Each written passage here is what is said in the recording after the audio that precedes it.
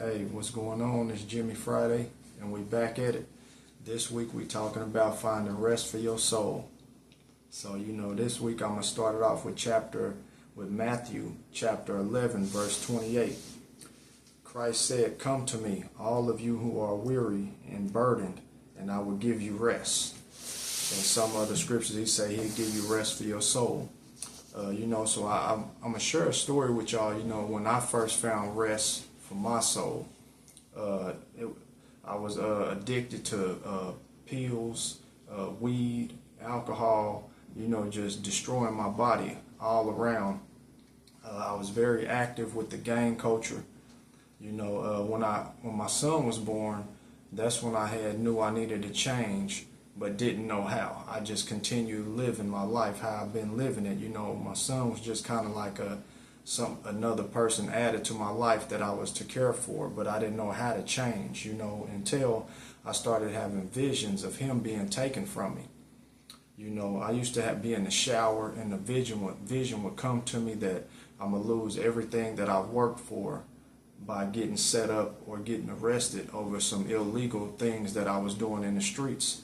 And so, one day I was sitting with a friend of mine, and they said the same thing to me that the vision said to me.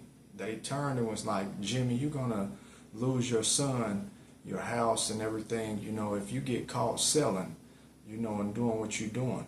So maybe you should think about changing your life." And, and I looked at that person in the eye and was like, "You're right. I had the same vision twice. So that's a real sign, that's when I started paying attention. So before the time my son was born, I almost lost my life twice.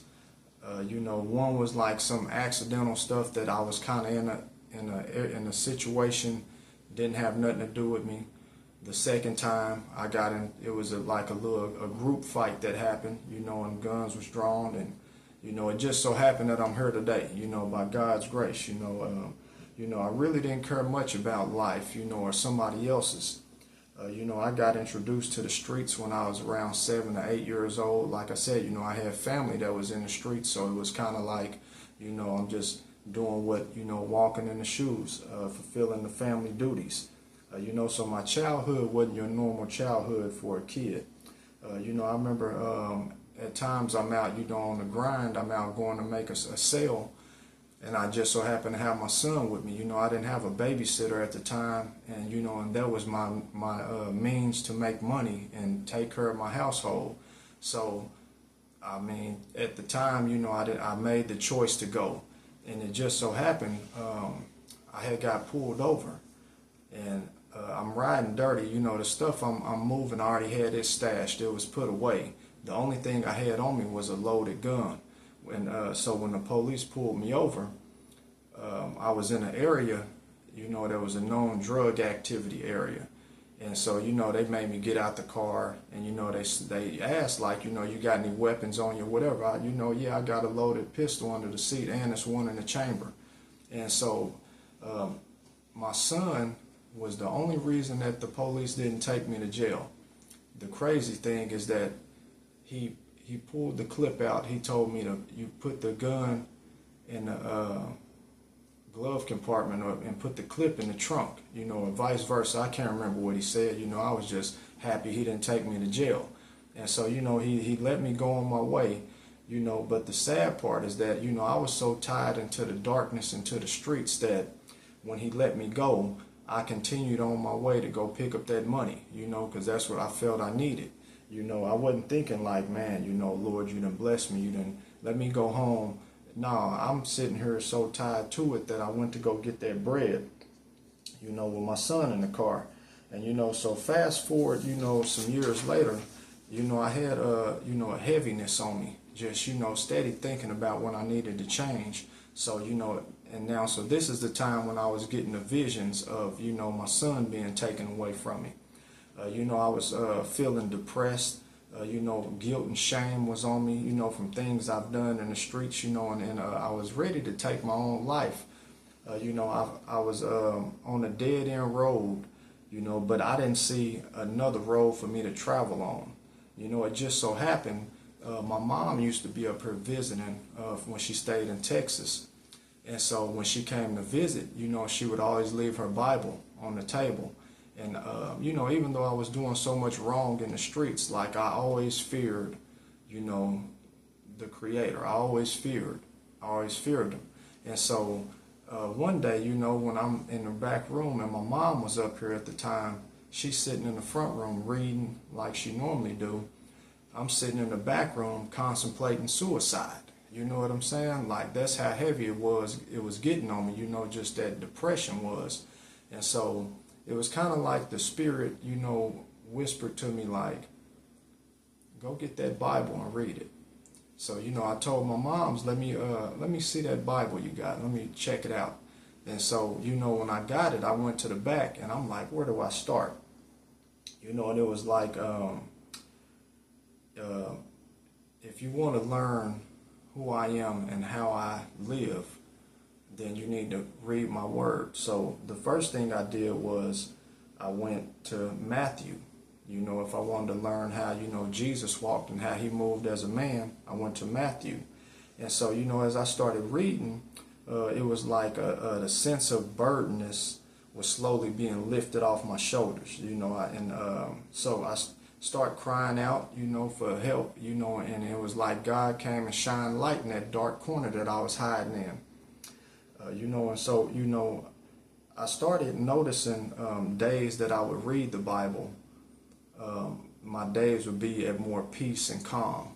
And then there was other times when I wouldn't read, it was like chaos was breaking out. And so, you know, I started kind of testing to see if the word was true, like if I'm just tripping or like you know, something going through a phase. But like I said, days when I would read, I would be more stronger and my mind would be at peace. And then when I wouldn't read, I'm feeling weak and drained. And so, you know, so at that point I made it a priority that daily I would dig into the word. And, you know, so I came across, you know, Matthew 11:28, you know, and I found rest for my soul. You know, yeah, I'm still a work in progress, but I'm at peace. You know, the fatigued soul was restored. The feeling of exhaustion, you know, vanished. You know, but first I had to lay down my pride so I can be reconstructed. You know, and so I'm going to share a prayer with you. And I want y'all to, you know, take it in too. You know, I'm going to share a prayer, one of my first prayers I made, and it's still an incredible prayer from Psalms 51:10. So, you know, I'm going to say it right here, you know, create in me a clean heart, Lord, and renew a loyal spirit within me. Amen. You know, when I prayed that, it was like I started feeling stronger, like, you know, things I desired changed. Like I said, you know, I've started finding rest and peace for my soul, you know. So when Christ said, you know, come to me and find rest for your soul, he's saying bring the life of little to no value that you have and trade it for a more fulfilling life, a life full of joy and gladness. You know, come drink from the fountain of life and get rejuvenated. So, you know, he's telling you, like, take all that stuff that the world has got on your shoulders, everything you carry and all those burdens, and come to me, you know, and then you'll start finding out how to be strengthened, how to, you know, refresh yourself, to get refreshed, you know. So if you looking for rest, come to the one that created you, you know, and find what you need. You know, find what you've been longing for your whole life. You know, find the stuff that you're searching for. You know, find it in the one that created you, because you might have everything you need already. You just need to get refreshed and find rest so you can start seeing things in a wider perspective. You know, so I don't know what has you burdened and exhausted, you know, but call on the Lord, you know, and trust that his spirit will revive you.